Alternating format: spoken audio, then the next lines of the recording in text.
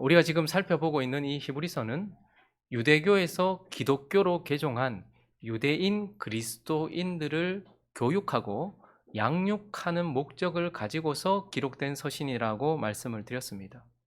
지금 기독교로 개종한 유대인 그리스도인들은 지금까지 율법 안에서 하나님을 섬겨왔고, 그리고 눈에 보이던 아론의 반차를 따르던 대제사장을 통하여 하나님을 예배하며 하나님을 섬겨왔던 자들입니다. 그런데 이제 그들에게 복음이 전파되었고, 그들은 복음 안에서 하나님을 섬기는 것과, 그리고 우리를 위하여 세워주신 예수 그리스도를 통해서 하나님을 섬기는 것이 어떠한 삶인가에 대하여 지금 가르치면서 배워가고 있는 상황 속에 있습니다. 그래서 그 복음의 중심이 되시고 중심에 계신 예수 그리스도를 이제 본격적으로 후반부부터는 그 예수 그리스도에 대하여 집중하여서 가르치면서, 특별히 구약 백성들만 대제사장을 통해서 하나님을 만났던 것이 아니고 우리에게도 대제사장이 있다. 그게 누구라는 거예요? 신약 백성인 우리도 지금도 여전히 대제사장을 통하여 하나님을 만나고, 그 대제사장이 누구라는 겁니까? 예수 그리스도다라고 말씀하십니다. 그분은 아론의 반차를 따르는 대제사장이 아니고 멜기세덱의 반차를 따르는 대제사장으로서 그분은 하늘 성소에서 우리를 섬기시는 분이다. 야, 구약의 대제사장들도 성소와 지성소로 들어가면 우리가 밖에서 보지 못했던 것처럼 신약의 대제사장이신 예수 그리스도도 하늘 성소로 올라갔기 때문에 우리는 보지 못하지만 믿음으로 그분이 하늘에서 우리를 섬기고 있다는 것을 알고 있고, 지금도 하늘 성소 하나님 보좌 우편에서 우리를 섬기시는 대제사장이시며, 그분은 황소와 염소의 피가 아니라 누구의 피? 자기 자신의 완전한 제물의 피를 가지고서 하나님을 섬기시는 대제사장이다. 그러므로 저와 여러분에게도 대제사장이 있습니까? 없습니까? 지금도 여전히 우리는 대제사장을 통하여서 하나님을 예배하고 섬기고 있고, 그분이 예수 그리스도라는 거예요. 오늘 이어지는 이제 히브리서 10장은요, 그 대제사장이신 예수 그리스도가 하나님 앞에 드리신 제사가 어떠한 것인지, 그 제사가 어떤 의미를 가지고 있고 그 제사가 우리에게 무엇을 하였는지, 아론의 반차를 따르던 대제사장도 오고 오는 세대 내내 성전이 무너져서 완전히 성전에서 예배를 드릴 수 없게 되기까지 83명의 대제사장을 통해서 드렸던 제사처럼, 예수 그리스도도 우리를 위하여 제사를 드리셨는데 그분은 단 한 번 제사를 드리셨다. 영원성을 가지고 있는 신성을 가지신 하나님이기 때문에 그분도 우리를 위하여 제사를 드리셨는데, 오늘 본문은 이제 그 예수의 제사가 어떤 성격을 가지고 있는지, 예수께서 드리신 제사를 우리는 무슨 사건이라고 말합니까? 큰 사건? 십자가 사건이라고 얘기하는 거예요. 제사는 희생 제물의 피가 흘려지고 죽음이 역사하고 그것으로 인하여 생명이 역사하는 것을 제사라고 하고, 예수 그리스도의 단 한 번의 제사는 바로 십자가 제사, 그것을 우리에게 가르쳐 주면서 오늘은 이 예수 그리스도의 제사가 어떤 의미가 있는지를 살펴보려고 합니다. 그 첫 번째는요, 우리 대제사장이신 예수 그리스도의 단번에 드린 제사는 우리에게 온전함을 주는 제사다, 이렇게 말씀하고 있습니다. 그럼 우리가 정리를 한번 해볼 필요가 있습니다. 제사가 무엇입니까? 왜 제사를 지내는 겁니까? 제사는 하나님께서 구원받은 하나님의 백성들이 하나님과 계속 관계를 맺을 수 있도록 해놓으신 은혜의 조치, 그것이 바로 제사입니다. 그래서 이 제사의 큰 목적은 바로 죄를 없애는 거예요. 하나님 앞에 우리와 하나님을 막아서는 딱 한 가지가 있는데 그것이 바로 죄거든요. 근데 이 제사는요, 우리가 계속 하나님 앞에 설 수 있도록, 하나님과 관계 맺을 수 있도록 하나님께서 주신 은혜의 방편인 것이고, 이 제사의 가장 큰 목적은 바로 죄를 없애는 거예요. 그래서 오늘 11절을 보시면 읽어볼까요? 구약의 제사가 이러한 목적을 가지고 있었다라는 거예요. 물론 그 목적을 달성하지는 못했지만 읽어봅니다. 시작. 제사장마다 매일 서서 섬기며 자주 같은 제사를 드리되 이 제사는 언제나 죄를 없이 하지, 자, 결과적으로는 죄를 없이 하지 못했지만 그 제사를 드리게 했던 목적, 그 제사를 드렸던 목적은 죄를 없이 하기 위함이었다라는 거예요. 그리고 그것이 그 목적을 달성하지 못했기 때문에 예수 그리스도가 제사를 드리셨는데 9장 26절은 이렇게 또 말하고 있어요. 제사의 목적을 명확하게 얘기하는데, 그게 아론의 제사든 예수 그리스도의 제사든 제사의 목적은 이것입니다. 시작. 그리하면 그가 세상을 창조할 때부터 자주 고난을 받았어야 할 것이로되 이제 자기를 단번에 제물로 드려 죄를 없이 하시려고 세상 끝에 나타나셨다. 제사의 목적은 죄를 없이 하는 것이다 라고 우리에게 말해주고 있어요. 자, 그러면 이제 한 걸음 더 나가서 죄를 없이 한다는 것은 무슨 말입니까? 죄를 어떻게 없이 한다라는 말입니까? 죄를 없이 한다라는 것은 우리가 죄를 범할 때에 반드시 우리에게는 죄에 대한 책임이 우리에게 따르게 되어 있습니다. 여러분들이 죄를 범하면 그 죄에 따른 경중에 따라서 살인을 했으면 살인에 대한 죄에 대한 책임이 있을 것이고, 간음을 했으면 간음에 대한 죄에 대한 책임이 있을 것이고, 그걸 계속해서 했다면 계속한 가중 처벌이 있을 것이고, 어쨌든 거짓말을 했다면 거짓말에 대한 죄의 책임이 있을 거예요. 내가 사람에게 죄를 저질렀든 동물에게 죄를 저질렀든 누구에게 죄를 저질렀든 간에 이 모든 죄는 누구를 향한 것입니까? 이 모든 것들을 창조하시고 이 모든 것들을 주관하시는 1차적으로 하나님을 향해서 책임을 가지게 되는 거예요. 그래서 우리가 죄를 지으면 반드시 하나님은 우리를 향하여 진노하게 되어 있고, 그 진노에 따라서 우리는 그 죄의 크기에 따라 죄에 대한 책임을 하나님 앞에 가지고 있게 되는 거예요. 그래서 죄는요, 우리에게 책임을 묻습니다. 이걸 신학적으로 죄책이라고 말하죠. 그리고 또 하나, 죄는요, 우리에게 저주와 형벌을 가지고 옵니다. 여러분들이 죄를 짓고 우리가 죄를 지으면 하나님 앞에 객관적으로 죄에 대한 책임을 가지게 돼요. 그런데 또 하나, 반드시 우리에게는 그 죄에 따른 저주와 형벌이 따라오게 되어 있다는 것. 자, 그래서 죄는 언제나 우리에게 죄책과 저주를 가져다 주는데, 제사가 죄를 없이 한다라는 것은 이러한 죄에 대한 책임과 그리고 그 죄가 가지고 올 저주를 어떻게 한다는 거예요? 효력을 무로 만든다. 그것을 없이 한다.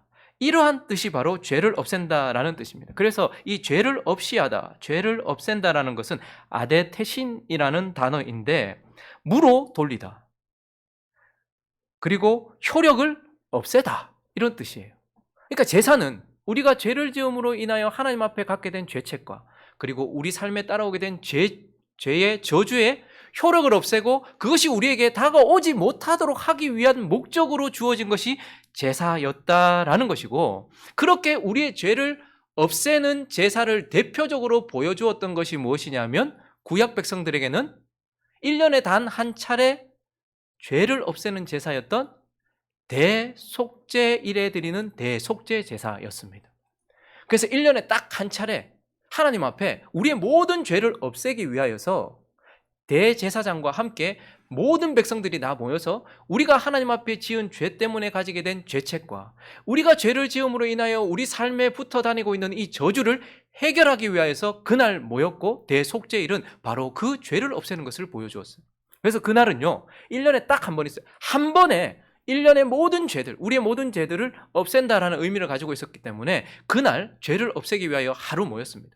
그리고 그날은요, 하나님께서 특별히 제물을 2마리를 요구하셨어요. 염소를 2마리를 준비해라 라고 말하고 제비를 뽑아요. 그래서 1마리가 제비 뽑히면 1마리는 죄의 삭은 무엇이죠? 하나님 앞에 죄의 책임은 무조건 죽음으로만 갚아야 돼요.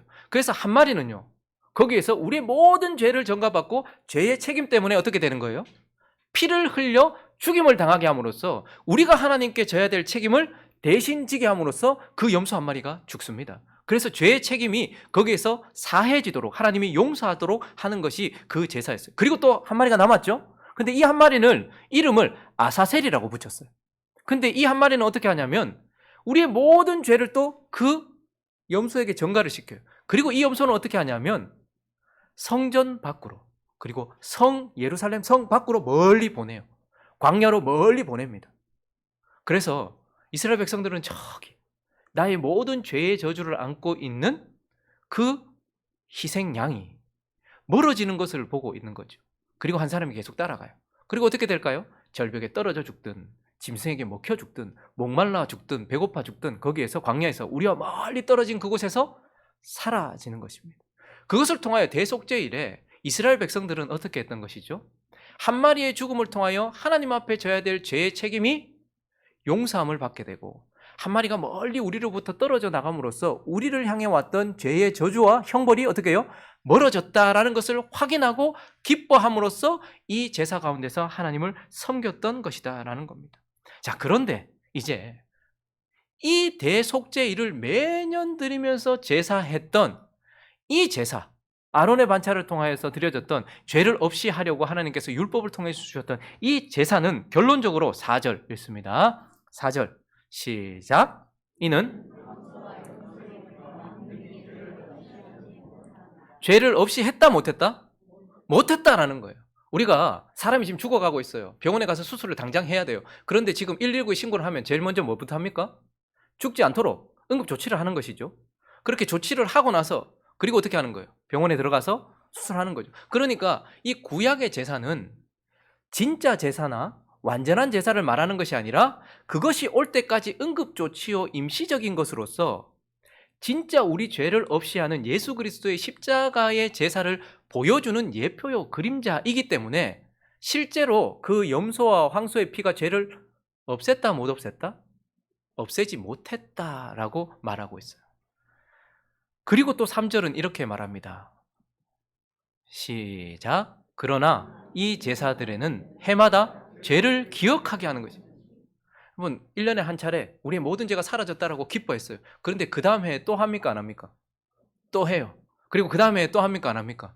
또 해요. 그런데 유대교에 있었던 이 율법에 의한 대속죄일의 제사는 내가 죽을 때까지 이 제사를 함으로써 내가 믿음으로 하나님께서 나를 용서하셨다는 것은 봤지만 실제로 제사를 드릴 때마다 내가 죄인이다라는 것을 기억하게 하는 거예요. 나는 여전히 죄가 있구나. 나는 그래서 또 내년에 또 대속죄일의 제사를 지내야 되고 또 제사를 지내야 되는구나 하는 것을, 그래서 내가 죄가 있다라는 것을 기억하게 하는 제사로서 결국은 1절을 읽어볼까요? 그래서요 1절 시작. 율법은 장차 올 좋은 일의 그림자일 뿐이요 참 형상이 아니므로 해마다 늘 드리는 같은 제사로 나아가는 자들을 언제나 온전하게 할 수 없는 일이라. 내 양심도 온전하게 할 수 없고 하나님도 이것 때문에 나를 완전히 용서하신 것이 아니라 이것이 가리키는 그 실제 제사를 보면서 지금 하나님께서 임시적으로 용서하셨다라는 것을 통하여 결국 하나님 앞에 죄를 없이 하지 못하는 온전하지 못한 제사였다라고 말하고 있는 거예요.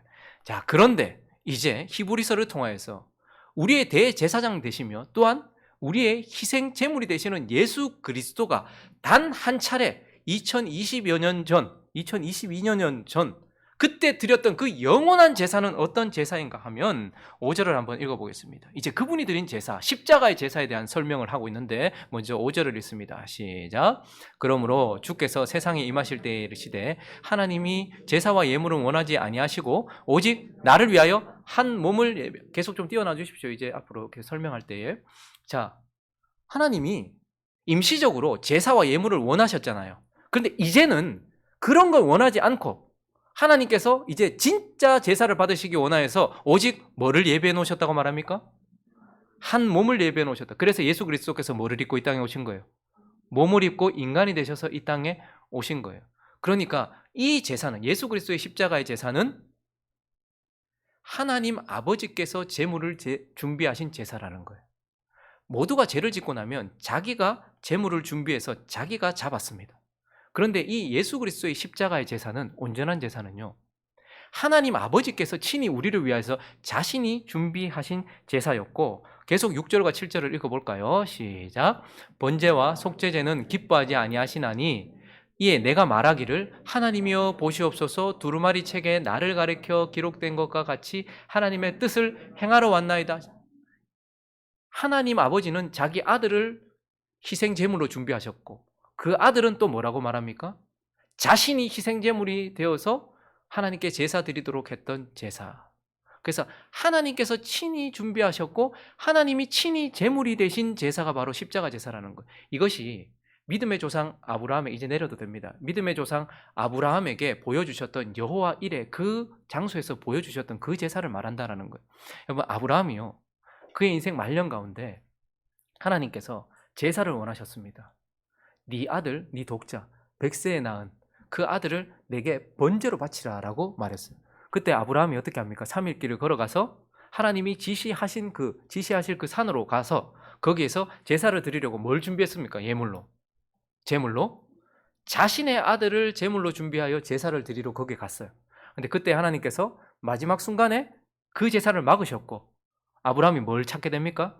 순양을 찾게 되고 아브라함은 하나님 아버지께서 준비하신 양으로 그날 하나님을 제사했어요. 그런데 이때에 이 제사를 드리는 곳을 제단을 쌓으면서 아브라함이 뭐라고 말합니까? 여호와 이래 하나님의 산에서 미리 준비될 것이다. 하나님이 준비하실 것이다. 그런데 요한복음 8장 56절에 보면 아브라함은 나의 때 볼 것을 기뻐하다가 보고 즐거워하였느니라.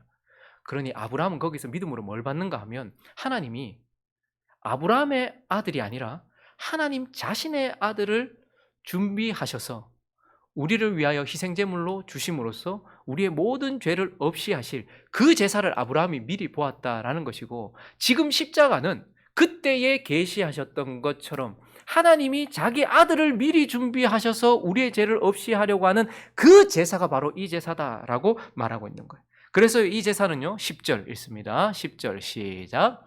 이 뜻을 따라 예수 그리스도의 몸을 단번에 들이심으로 말미암아 우리가 거룩함을 얻었노라. 죄 사함과 저주로부터 벗어난 것을 거룩함이라고 표현하는 거예요. 우리가 지금까지는 염소와 황소의 피로 매년 아론의 반차를 따르는 제사장을 통해서 제사를 드렸지만 그 대속죄일의 제사는 임시적이었던 것이기 때문에 우리의 죄를 없이 하지 못했고 우리를 완전히 거룩하게 하지 못했어요. 그러나 하나님 아버지께서 준비하셨고 예수 그리스도께서 친히 자신을 들여서 드린 십자가의 제사는 우리의 죄를 완전히 어떻게 하는 거예요? 하나님 앞에서 용서하도록 하시며 우리의 저주를 완전히 떠나가게 하시는, 우리를 완전히 거룩하게 하시는, 죄사함을 가져다주는 제사다라고 말씀하시고, 그리고 15절부터 18절을 계속 읽어볼까요? 시작. 또한 성령이 우리에게 증언하시되 주께서 이르시되 그날 후로, 자 그날이 언제일까요? 십자가 단 한 번 영원한 드려진 그 십자가 제사, 그날 후로는 그들과 맺을 언약이 이것이라 하시고 계속요. 내 법을 그들의 마음에 두고 그들의 생각에 기록하리라 하신 후에 또 그들의 죄와 그들의 불법을 내가 다시 기억. 여러분 대속죄일의 제사를 드릴 때마다 내년에 또 제사 드리고 또 제사 드리니까 자신도 그렇고 하나님도 그렇고 계속 죄를 기억나게 했어요. 그러나 예수 그리스도의 십자가 사건 이후에는 하나님께서 뭐라고 선포하셨는 거 아니까 그들의 죄와 그들의 불법, 그들에게 있는 모든 저주가 내가 다시는 어떻게 해요? 하나님이 기억하지 아니하겠다라고 말씀하시면서 계속요. 시작. 이것들을 사하셨은즉 다시 죄를 위하여 제사 드릴 것이 없느니라. 대속죄일의 제사는 우리로 계속 죄를 기억나게 하는 제사였어요. 그런데 십자가의 제사는요, 우리로 계속 용서를 기억하게 하는 제사예요. 그래서 여러분 우리가 죄를 다시 지었을 때 십자가 앞으로 나아가고 십자가 앞에 나아가면 또다시 예수를 십자가에 못 박는 것이 아니라 그때에 단번에 드려진 제사가 나의 죄를 완전히 씻었기 때문에 하나님은 이제 나를 죄인으로 보지 않고 나를 온전케 하셨다는 그분의 죄사함을 또다시 기억함으로써, 구약의 제사는 죄를 기억하게 하는 제사라면 예수 그리스도의 십자가의 제사는 우리로 끊임없이 용서를 기억하게 하는 제사다라고 말하고 결론적으로 14절 읽습니다. 그 제사는 시작. 그가 거룩하게 된 자들을 한 번의 제사로 영원히 온전하게 하셨느니라. 아론의 반차를 따르는 제사장은 매년 제사를 드리고 매일 서서 제사를 드렸지만 우리를 온전하게 하지 못했어요. 그러나 그가 한 번 드린 그 영원한 십자가의 제사, 아버지께서 위로부터 그의 아들의 몸을 찢으셨고 그래서 그 피를 쏟으신 그 한 번의 희생 제사는 우리로 하여금 온전하게 하나님 앞에 죄 용서함과 죄책을 씻어버리고 우리에게 있는 모든 저주를 다 떠나가게 만드는, 우리를 온전하게 하는 제사. 그러므로 예수 그리스도의 제사는 온전함을 주는 제사다라고 우리에게 말씀하고 있습니다. 여러분 구약 백성들만 제사로 하나님 앞에 서는 게 아니고 저와 여러분도 제사로 하나님 앞에 서요. 근데 하나님이 우리는 단 한 차례 그냥 거기서 한번 드린 제사로 인하여서 우리에게 계속해서 그 효력을 유지해 주시기 때문에 이 제사를 우리는 기억해야 하고, 그렇기 때문에 저와 여러분이 어떤 자라는 거예요? 하나님 앞에 온전함을 얻은 자다라는 거예요. 아멘? 네, 옆 사람도 그렇다라는 거예요. 자, 그런데 또 한 가지, 이 제사가 또 어떤 제사인가? 우리가 기억해야 될 것은 이 제사는 우리로 거룩함을 위한, 우리로 거룩한 상태로 나아가게 하기 위한 제사다라고 말씀하고 있습니다. 자, 우리는 단번에 온전함을 얻었어요. 신분의 변화가 일어났습니다. 저와 여러분을 바라보는 하나님의 마음이 완전히 변해버렸어요. 그래서 우리는 한 번 온전함을 얻었기 때문에 우리가 어떤 상태에 있든 그분의 피 아래서 의로운 자로서 하나님 앞에 서 있어요. 그것을 또 이렇게 표현해주고 있는데, 우리가 다시 한번 11절부터 14절을 한번 읽어보겠습니다. 우리의 상태입니다. 시작. 제사장마다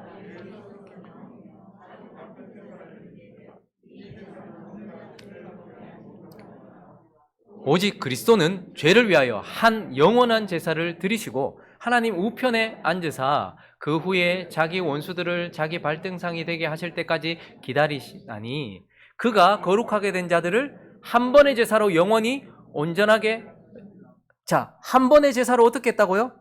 영원히, 단순 한 번이 아니고 한 번의 제사로 영원히 온전하게 하셨다라고 말해요. 그런데 우리가 이 구절을 다시 한번 주목해 볼 필요가 있습니다. 아, 그분이 우리를 온전하게 하셔서 나는 이제 하나님 앞에 온전한 자가 되었구나. 여기서 온전함이란 관계적인 측면을 말하는 것입니다. 사람은 늘 관계적인 측면 속에 두셨거든요. 그래서요, 우리를 뭐라고 부릅니까? 사람을? 인간이라고 부르죠. 간, 사이 간자를 써요. 그리고 우리는 어디에 있습니까? 시간 속에 있습니다. 그리고 또요, 우리는 공간 속에 있고요. 우리는요, 천지간 속에 있어요. 그러니까 인간이란 언제나 관계 속에 있는데, 온전함을 이루었다는 것은 그 예수 그리스도의 피가 하나님과의 관계 속에서 우리를 하나님 앞에 세우시는 그 신분을 얻게 했다라는 거예요. 그런데 저 14절은요, 단순히 우리가 신분을 얻었다라고만 말하지 않고 또 다른 측면을 우리에게 보여주고 있어요. 그가 거룩하게 된 자들을 영원히 온전하게 하셨느니라라고 개역개정은 번역을 함으로써 앞에 거룩하게 된 자들을 과거역으로 번역했잖아요. 그런데 저 구절의 원문을 보면 과거형이 아니고 현재 진행형이에요. 그래서 원문을 살려서 제가 한번 이 구절을 다시 한번 읽어드리면 이렇습니다. 그분이 한 제물로 거룩하게 만들어져 가고 있는 자들을 영원히 온전하게 하셨다. 다르게 또 표현해 볼게요. 그분이 한 제물로 성화되고 있는 자들을 영원히 온전하게 하셨다. 또 다르게 표현해 볼게요. 그분이 한 제물로 계속해서 성결하게 하시고 있는 자들을 영원히 온전하게 하셨다. 자, 이 말은 결국 무엇이죠? 그 한 제사가 결국 우리를 영원히 온전하게 했지만, 또 한편 그 제사는 온전하게 된 신분을 받은 우리가 오늘 계속해서 온전한 상태가 되어지도록 하기 위한 제사였다라는 거예요. 저와 여러분이 신분을 얻었지만, 그런데 또 한편 우리에게 주어진 정체성은 그런 신분을 얻었기 때문에 그 신분에 합당하게 성화되어지고 성결해지고 거룩하게 되어지도록 우리를 부르는 제사란 말입니다. 그래서 우리를 영원히 온전하게 하신 그 제사가 지금 현재 우리는 어디로 부른 거예요? 거룩한 상태가 되도록 싸우는 자리로 우리를 부르셨고, 그래서 이 예수 그리스도의 제사는 우리에게 영원한 신분을, 거룩한 신분을 주었고, 동시에 그 신분에 합당한 상태가 되도록 우리를 부르신 그러한 제사다라고 말씀하고 있는 것입니다. 제가 그 주하를 낳았을 때 저와 제 아내는 부모가 되었어요. 그건 시작입니까? 아니면 끝입니까? 제가 지금도 기억나는 것이, 제 눈앞에서 주하가 갑자기 그 머리카락을 삼켰거든요. 제가 그때 어떻게 했는지 아십니까? 너무 놀라서 하나님께 간절히 기도하면서 응급실에 전화를 했어요. 아이가 머리카락을 삼켰다. 어떻게 해야 되냐고. 그러니까 그 간호사분이 웃으면서, 뭐 어떤 머리카락이냐고. 그냥 일반 머리카락입니다. 괜찮아요. 부모가 되었는데, 부모라는 신분을 얻었는데 아무것도 몰라. 아무것도 할 줄 몰라. 부모로서의 모습이 전혀 드러나지 않아. 애를 안아도 덜덜덜 떨고요. 이거 뭐 어떻게 할지도 모르는. 그런데 한 3명 이제 키우면서 조금 아버지의 모습을 조금 드러내고 있는 것 같아요. 예수 그리스도께서 우리를 위하여 제사하신 그 제사는 우리에게 영원한 거룩한 온전한 신분을 가져다 주었습니다. 그런데 그건 끝이 아니에요. 우리는 자꾸 예수 믿고 구원받아가지고 이제 천국 가면 된다. 마치 단절 시켜놓고 이제 죽고 나서 가는 천국만 자꾸 생각을 해요. 근데 이 순간 그분의 제사를 믿는 믿음으로 우리가 온전함을 단번에 얻었다면 그 순간부터 우리는 뭐가 되어지는 거예요, 이제? 이 순간부터 거룩을 위해 살아가는 부르심으로 부름을 받았다라는 거예요. 그래서 이어지는 본문을 통하여서는 20절을 보십시오. 이게 끝이 아니고 시작이라고 말합니다. 읽습니다. 시작. 그 길은 우리를 위하여 휘장 가운데로 열어놓으신 새로운 살 길이요. 휘장은 곧 그의 예수님이 십자가에 죽으셨을 때 성전 안에 휘장이 위로부터 찢어졌어요. 근데 그 휘장은 뭐라고요? 그분의 육체다. 그래서 위로부터 찢어졌다는 건 하나님이 찢으셨다는 것이고 그의 육체가 찢어졌다는 것은 하나님이 자신의 아들을 찢어야 피가 흐르잖아요. 그래서 자신의 아들의 몸을 찢어서 피를 흘리심으로써 우리에게 뭘 열어놓으셨다는 거예요. 끝이 아니라 이제부터 새롭게 살아갈 길을 열어놓으셨다는 거예요. 우린 전혀 다른 방향의 삶을 살아야 되고 거룩을 위해 살아야 되는 길이 열렸다라는 것입니다. 그래서 이어지는 22절은 우리에게 이렇게 권면하고 있는 것입니다. 아니 명령하고 있는 것입니다. 시작. 우리가 마음의 뿌림을 받아 악한 양심으로부터 벗어나고 몸은 맑은 물로 씻음을 받았으니 참 마음과 온전한 믿음으로 하나님께 나아가요. 우리가 온전한 신분을 얻었고 하나님 앞에 온전하게 졌기 때문에 우리는 이제 그 피로 우리를 씻고 참마음, 새로운 마음과 믿음으로 어떻게 하나님께 계속 나아가요. 이제부터 믿음의 싸움을 하셔야 된다는 거예요. 구원받은 자들이 거기서 멈춰버리는 거예요. 이제부터 믿음의 싸움을 해야 되는 거예요. 하나님을 믿는 믿음, 그분의 말씀을 믿는 믿음, 내 경험을 내려놓는 믿음, 내 자신을 내려놓는 믿음, 그리고 그분이 내 안에 사시게 하는 그 믿음으로 하나님께 나아가자. 이것을 지금 우리에게 요구하면서 이제 우리가 온전한 신분을 받았으니 거룩한 상태가 되도록 믿음으로 싸우라, 믿음으로 나가라 이렇게 말합니다. 그리고 이어지는 말씀은요. 또 약속하신 이는 미쁘시니 우리가 믿는 도리에 뭐를? 소망을 붙들고 굳게 잡고 나가야 된다. 그래서 우리는요. 거룩한 상태가 되기 위하여 하나님께서 믿음을 주셨어요. 우리가 의로운 자가 되게 하시려고 하나님은 예수 그리스도의 피를 주셨단 말입니다. 근데 우리가 그 의로운 자가 되어서 이제 그 의로운 상태가 되게 하시기 위해서 하나님은 믿음도 주셨고 또 뭘 주신 거예요?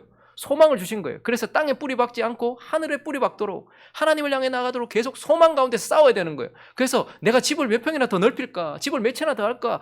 여기에 우리에게 먹고 살 만큼 하나님께서 주신 그 일 잘 감당하는 건 맞아요. 그런데 여기에 소망을 두고 살 것이 아니라 하늘을 소망 두고 살아가도록 더 거룩한 삶을 살도록 하나님께서 소망을 주셨으니 소망 가운데서 살아가라. 그리고요 24절은요 있습니다. 시작. 서로 돌아보아 사랑과 선행을 격려하며 또 어떻게 하라는 거예요? 사랑으로 오늘 싸우라는 거예요.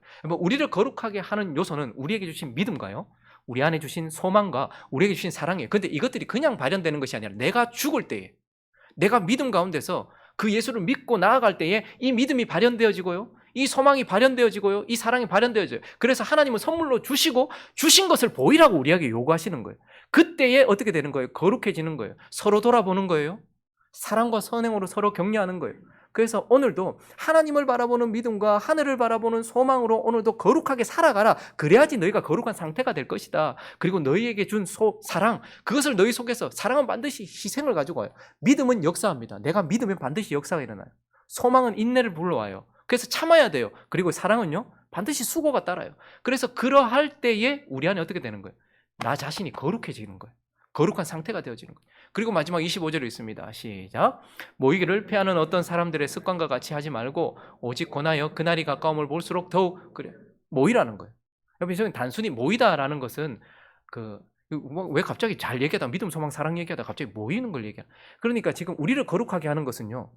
우리에게 주신 믿음 그걸 사용할 때 그리고 우리에게 주신 소망 그것을 붙잡을 때 그리고 우리 안에 있는 사랑 그것으로 희생할 때 우리가 거룩해지고 또 하나는요. 우리로 모이라는 거예요. 우리 관계 안에 있어야 된다는 거예요. 저기서 모이기를 패한다, 모인다라는 것은 서로 바라보는 것을 말하거든요. 그러니까 우리 많이 모입니다.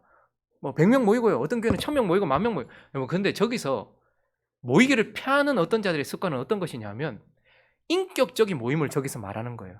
서로 모여서 말씀도 나누고 삶도 나누고 자기의 모든 것을 나누는 그러한 모임을 지금 말하는 거예요. 그래서 우리가 그 가운데서 변화돼요.